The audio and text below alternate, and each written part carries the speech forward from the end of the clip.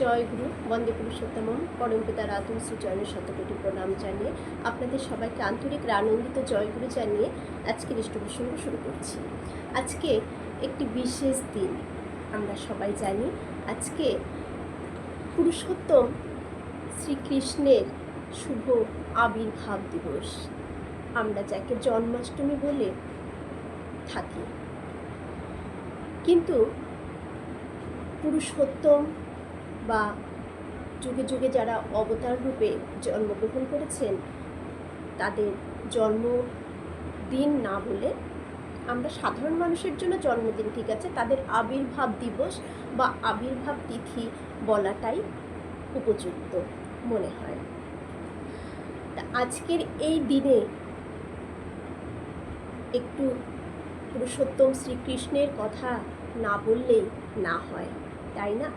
আমরা জানি সবার মধ্যেই আমার ঠাকুর বিরাজমান, তিনি যুগে যুগে নানা অবতার রূপে এসেছেন। শ্রীরামচন্দ্র, তারপর শ্রীকৃষ্ণ, তারপর শ্রী চৈতন্যদেব, শ্রী রামকৃষ্ণ, তারপর আমাদের ঠাকুর। তাহলে আমার ঠাকুরই তিনি। আমি যখন সে নারী গোপালকে দেখি তখন মনে হয় আমার ঠাকুরের ছোট্টবেলা আমি দর্শন করছি, এটা আমার বোধ। তাই আসুন আজকে দিনে শ্রীকৃষ্ণের যে লীলা, সেই লীলার থেকে আমাদের কয়েকটি বিষয় শেখার রয়েছে, যা ঠাকুর আমাদের বলে গেছেন, যে আচার্যদেব আমাদের বলছেন, সে একই কথা।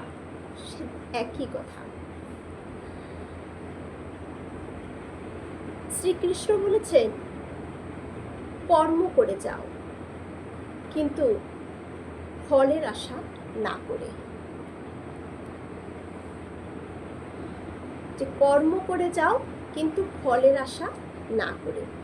আমাদের ঠাকুরে বলেছে কর্মে করে যেতে, কিন্তু ফলের আশা করতে নয়।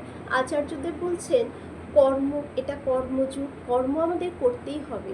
কর্ম না করে তাকে পাওয়া যায় না সঠিক ফল কিন্তু লাভ হবে না, তাই কর্ম করে যেতে হবে। আরেকটা আছে কর্মফল।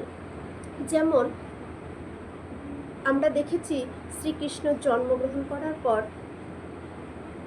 মাতা, শ্রীকৃষ্ণের পিতামাতা জেলে বন্দী ছিলেন 14 বছর। কেন?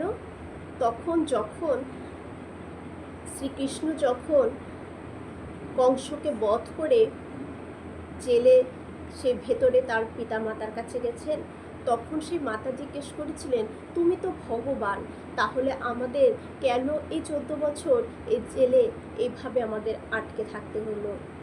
তখন শ্রীকৃষ্ণ বলেছেন মনে করে দেখো, সে আগের জন্মের কথা, তুমি ছিলে মাতা কৈকেয়ী, তুমি শ্রীরামচন্দ্রকে পাঠিয়ে দিয়েছিলে 14 বছরের জন্য বনবাসে, সেই কৌশল্যা মার কোল খালি করে দিয়ে।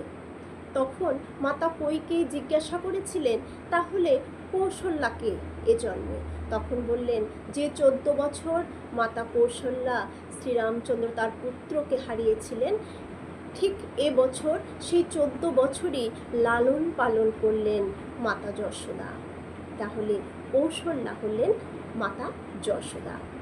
এটা একটা কর্মফল। আবার আরেক দিকে শ্রীকৃষ্ণ আমাদের এটা শেখালেন যে কর্ম করে যাও ফলের আশা না করে। ফলের আশা যখনই আমরা করব তখনই আমাদের কর্মটা কিন্তু ভালো হবে না, মনোযোগ সহকারে সে কর্মটা কিন্তু আমরা করতে পারবো না।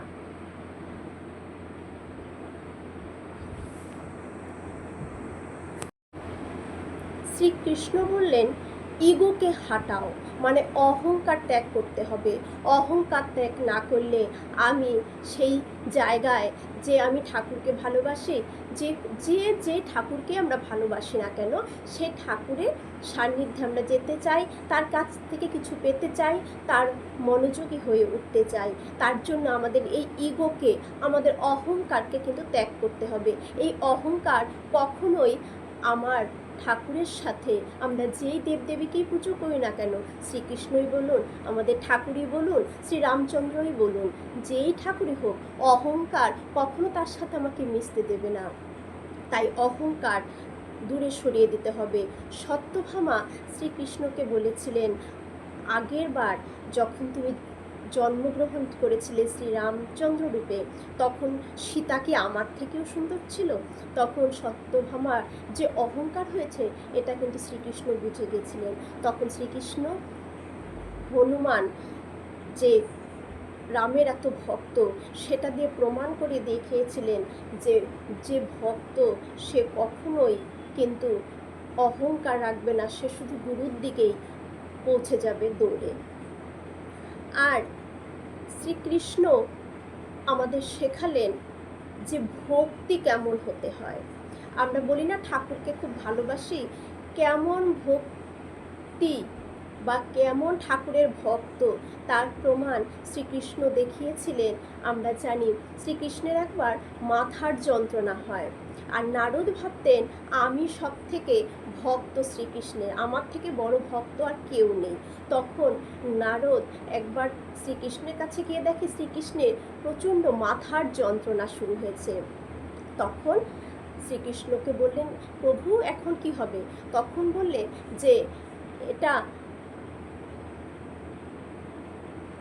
যে ভক্ত আমার তার পায়ের ধুলো আমার কপালে ছুঁয়ে দেবে তাহলেই আমার মাথার যন্ত্রণা সেরে যাবে, কিন্তু পায়ের ধুলো আমি আমার প্রভুর, আমার ইষ্টের, আমার আরাধ্যের কপালে লাগাবো, এ তো পরম পাপ হবে, এটা কিভাবে সম্ভব? কেউ দিতে চাইল না, কোনো গোপী কেউ কিন্তু, বা শ্রীকৃষ্ণের যে তার যে স্ত্রীরা ছিল কেউ পায়ের ধুলো দিল না। কে দিলেন? শ্রী রাধা, আমাদের রাধা রানী, শ্রী রাধা রানী মহারানী, তিনি দিলেন। তিনি বললেন যে আমার নরকে জন্ম হোক, নরকের পাপ হোক, তবুও আমি আমার প্রভুকে সুস্থ দেখতে চাই, তার সুস্থতেই তো আমি খুশি। আমার ক্ষতি হবে বলে আমার প্রভুকে আমি কষ্টে কখনোই রাখতে পারি না। এটা হচ্ছে আসল ভক্ত। শ্রীকৃষ্ণ শেখালেন কিভাবে ভক্ত হতে হয়, কিভাবে ইষ্টকে, তার আরাধ্যকে ভালোবাসতে হয়। শ্রীকৃষ্ণ শেখালেন জীবনের কিছুই ক্ষণস্থায়ী নয়। তাই ঠাকুর বলেছে না যে জীবনের যে একটা নিয়ে আমরা পড়ে থাকবো তাহলে কিন্তু চলবে না, কোনো কিছুই ক্ষণস্থায়ী নয়। আজ আছি, কাল আমি নাও থাকতে পারি, এখন আছি, এখনই আমি, আমার জীবনটা কিন্তু শেষ হয়ে যেতে পারে। এই যে দেহটা, এটা একটা শুধু একটা পোশাকের মতন, ভেতরে যে আত্মা, সে আত্মাটাই কিন্তু চিরস্থায়ী, আর সেই আত্মাটাই হচ্ছে কিন্তু আমার পরম পিতার অংশ। তাহলে ওই আত্মাই আসল। তাই কোনো কিছুই ক্ষণস্থায়ী নয়, কোনো কিছু নিয়ে ধরে বসে থাকলে চলবে না, জীবনে কর্ম করে এগিয়ে যেতে হবে। শ্রীকৃষ্ণ বললেন রাগ ধ্বংসের দিকে নিয়ে যায়। ঠাকুর বললেন রাগ মানেই পরাজয়। আচার্যদেব বারবার বলছেন রাগ মানেই পরাজয়। যে কোনো কিছুতেই রেগে যাবে তার মানে তার সেখানেই পরাজয় হলো। যার যত রাগ তার তত পরাজয়। কেমন? ধরুন কারোর সাথে আমি কথা বলছি, সেখানে সে রেগে গেল, তাহলে যার সাথে আমি রেগে গেলাম সে বিরক্ত হয়ে গেল, তার সাথে সম্পর্কটা আমার ধীরে ধীরে নষ্ট হয়ে গেল। তাহলে এই রাগের থেকে সম্পর্ক নষ্ট হয়ে যায়। রাগের থেকে আমি ঘরে জিনিসপত্র ভেঙে চুরে ফেলছি, রাগে কি হলো? ক্ষতি হলো। তাই রাগ মানে কিন্তু পরাজয়। এটা যেমন শ্রীকৃষ্ণ শিখিয়েছেন, তেমন আমাদের ঠাকুর একই কথা বলে গেছেন, আচার্যদেবও বারবার তাই বলছেন। আর তার জন্যই এই রাগ এসবকে কন্ট্রোল করার জন্য যেমন শ্রীকৃষ্ণ বললেন মনকে বন্ধু করে নিতে, মন ঠিক থাকলে সব ঠিক, মনকে নিয়ন্ত্রণ করতে হবে।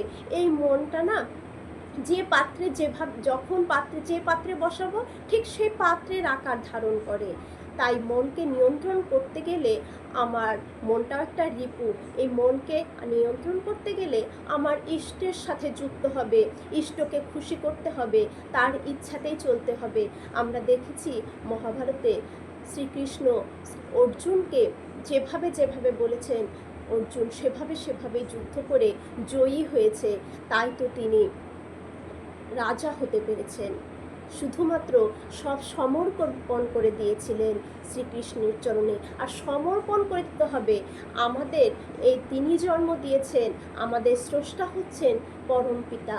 তাহলে তিনি আমার ভালো মন্দ জানেন, তার চরণে যদি আমি সমর্পণ করে দিতে পারি নিজেকে, তবে কিন্তু আমরা ধন্য হব, আমরা ভালো থাকব, আমার ভালো হবেই হবে। কিন্তু সমর্পণ করে দিতে হবে, বিশ্বাস রাখতে হবে তার প্রতি। তাহলে দেখুন, আর শ্রীকৃষ্ণের সব থেকে শেষ কথা হচ্ছে, খালি হাতে এসেছো, খালি হাতেই যাবে, কিছু নিয়ে আমরা যাব না। তাই এই ধন সম্পত্তি আমার আমার বলে কোনো লাভ নেই। আমার আমার যদি বলতেই হয়, যদি অহংকার করতে হয়, তাহলে বলো আমার পরম পিতাই আমার অহংকারের বিষয় হোক। আমাদের ঠাকুর বলেছেন পরম পিতাই তোমার অহংকারের বিষয় হোক। তাহলেই সব কিছুই খুব সুন্দর হবে। এই আমার আমি এই ভাবটা থাকলে নিজের থেকে অন্যের কথা বাদই দেন, নিজেই আমরা কিন্তু কখনো সুখী হতে পারবো না। আমি নিজের ভেতরে যে একটা শান্তি, সে শান্তিকে আমরা নিজের শান্তিকে নিজেই হারাবো যতক্ষণ এই আমার আর আমি ভাবটা আমাদের ভেতর থাকবে। অন্যের কোনো ক্ষতি হবে না এই ভাবনায় আমার নিজেরই ক্ষতি হবে। তাই আসুন, পুরুষোত্তম শ্রীকৃষ্ণ, পুরুষোত্তম শ্রী শ্রী আমাদের শ্রী শ্রী ঠাকুর অনুকূলচন্দ্র, আমাদের আচার্যদেবের কথা মতন আমরা চলি, জীবনটাকে ধন্য করে চলি। জয় গুরু, বন্দে পুরুষোত্তম।